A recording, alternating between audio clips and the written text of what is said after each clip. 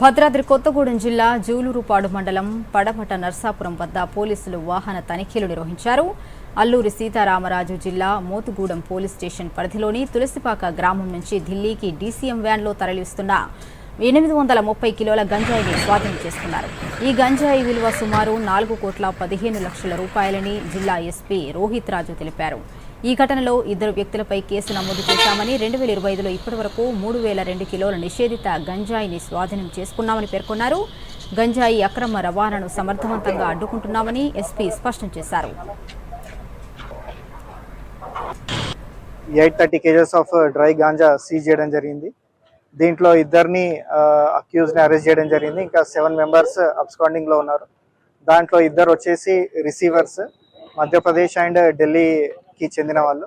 అంతేకాకుండా దీంట్లో సప్లయర్స్ వచ్చేసి మన ఏఎస్ఆర్ జిల్లా చెందిన వాళ్ళు. వీళ్ళందరూ కూడా మోతుగూడెం డొంకరాయి పోలీస్ స్టేషన్ పరిధిలో నివసించే వాళ్ళు.